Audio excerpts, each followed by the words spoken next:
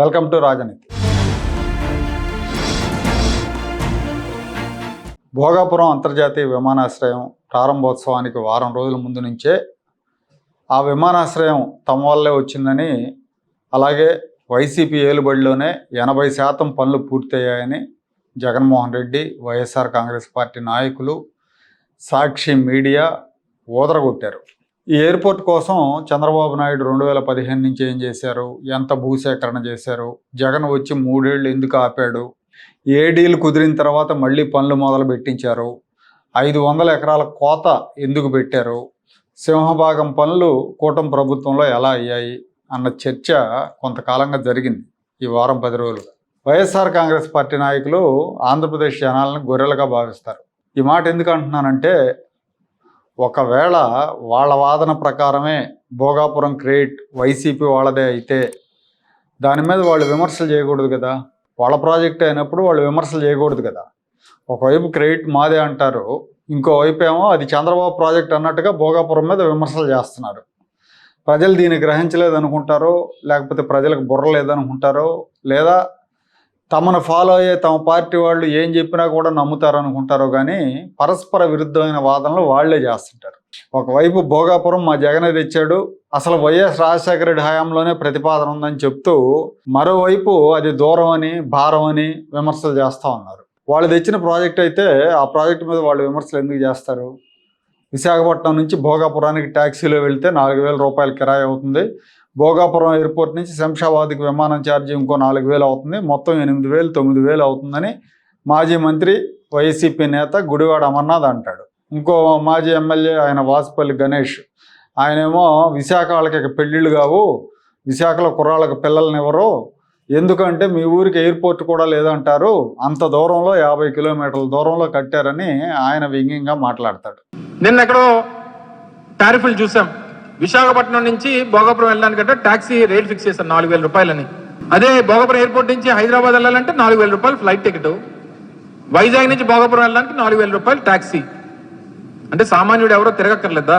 ఎందుకు ఇప్పుడేమో విశాఖపట్నంలోని మ్యాప్లోనేమో ఎయిర్పోర్ట్ లేదు, ఇప్పుడు ఉత్తరాంధ్ర ఎయిర్పోర్ట్ అంటున్నారు. ఎవరికైనా సరే ఇప్పుడు వైజాగ్కి పిల్లలు ఇవ్వాలంటే చూస్తారన్నమాట, ఈ వైజాగ్ ఎయిర్పోర్ట్ ఉందా, ఇది ఉందా, అదని. ఎయిర్పోర్ట్ లేదు మీకు.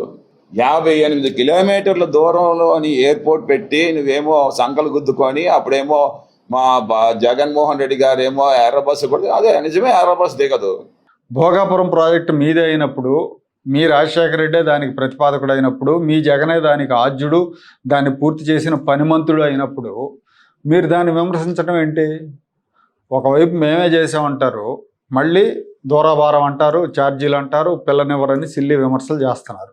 ఇక జగన్మోహన్ రెడ్డి అయితే గతంలో అక్కడికి ఎర్ర బస్సు కూడా రాదు, ఉన్న విమానాశ్రయంలోనే మధ్యాహ్నం వేగలు దోలుకుంటారు, కోర్టుకి వెళ్ళైనా సరే భోగాపురం ఎయిర్పోర్ట్ని ఆపుతామని వివిధ సందర్భాల్లో మాట్లాడాడు ఆయన. అసలు ఏమనుకుంటున్నారు వీళ్ళు జనం గురించి నాకు అర్థం కావట్లే. గూగుల్ డేటా సెంటర్ వస్తుంటే ఆ డేటా సెంటర్ల వల్ల ఉద్యోగాలు రావు, ఉష్ణోగ్రతలు పెరుగుతాయి, కరెంటు ఖర్చు అవుతుంది, నీళ్ల వాడకం పెరుగుతుంది అని విమర్శలు చేశారు. ఎకరా రూపాయికి ఇచ్చారని విమర్శలు చేశారు. ఉత్తరాంధ్రకి ఎలాంటి ఉపయోగం లేదన్నారు.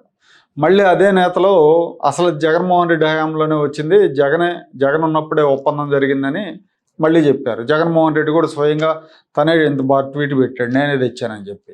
మరి నిజంగా జగనే తెస్తే మరి ముందు చేసిన ఆరోపణలన్నీ నిజమేనా, నిజం కాదేనా?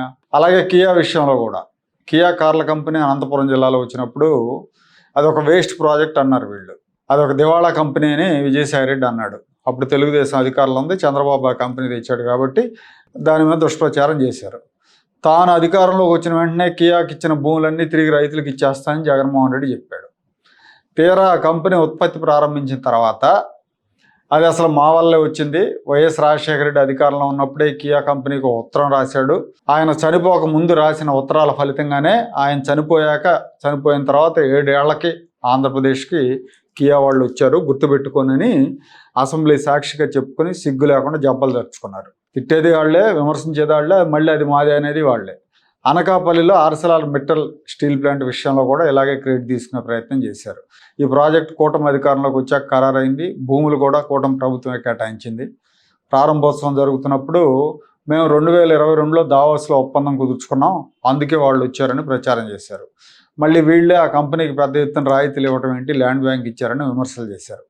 ఒక ప్రాజెక్టుకి సంబంధించిన క్రెడిట్ మాదే అని చెప్పుకున్నాక మళ్ళీ అదే ప్రాజెక్ట్ని విమర్శించడం వీళ్ళకే చెల్లింది. ఇంత కుతార్కికులైన నేతలు ఉండటం వల్ల ఆ పార్టీ అట్లా తగలబడింది. అది ఒక దౌర్భాగ్యం, ఆంధ్రప్రదేశ్కి దౌర్భాగ్యం అని చెప్పాలి ఇలాంటి వాళ్ళందరూ. నిజంగా జగనే ప్రాజెక్ట్ తీసుకొచ్చి ఉంటే ఈ నాయకులు ఆ ప్రాజెక్టు మీద విమర్శలు చేయరు. ఒకవైపు మా కృషి అని ప్రజలను మభ్యపెట్టే ప్రయత్నం చేస్తూ ఇంకోవైపు విమర్శలు చేస్తూ ఉన్నారు. ఇంకో విషయం ఏంటంటే కొత్తగా నిర్మించే ఎయిర్పోర్ట్లు ఏవి కూడా నగరాలకు ఆనుకోను, నగరాల మధ్యలోనూ నిర్మించరు. కనీసం ఆ పాటి జ్ఞానం కూడా ఈ వైఎస్ఆర్ కాంగ్రెస్ పార్టీ నాయకులకు లేదు. ఈ మధ్యకాలంలో నిర్మిస్తున్న గ్రీన్ఫీల్డ్ ఎయిర్పోర్ట్లు అన్నీ కూడా నగరాలకు దూరంగానే నిర్మిస్తున్నారు. బెంగళూరులో కెంపగౌడ అంతర్జాతీయ విమానాశ్రయం బెంగళూరు నగరం నుంచి 40 కిలోమీటర్ల దూరంలో ఉంది. శంషాబాద్ విమానాశ్రయం హైదరాబాద్ నుంచి 25 కిలోమీటర్ల దూరం. గోవాలో మోపా ఎయిర్పోర్ట్ 35 కిలోమీటర్ల దూరం. రాజ్కోట్ ఎయిర్పోర్ట్ 30 కిలోమీటర్ల దూరంలో ఉంది. నోయిడా ఇంటర్నేషనల్ ఎయిర్పోర్ట్ ఢిల్లీ నుంచి 75 కిలోమీటర్ల దూరంలో ఉంది. నోయిడా టౌన్షిప్ నుంచి 40 కిలోమీటర్ల దూరంలో ఉంది. అది గ్రహించుకోకుండా 40 కిలోమీటర్లు ఉంది, 50 కిలోమీటర్లు ఉందని విమర్శలు చేస్తున్నారు. కొన్ని నిజంగా జగన్మోహన్ రెడ్డి ఎయిర్పోర్ట్ నిర్మిస్తున్నప్పుడు అంత దూరాన్ని ఉందని, ట్యాక్సీలకు బాడిగా అవుతుందని మీకు తెలియదా? ఒకవైపు మేమే కట్టామని క్రెడిట్ తీసుకొని ఇంకోవైపు దాని మీద విమర్శలు చేయటం అనేది ప్రజలను తక్కువగా అంచనా వేయటమే.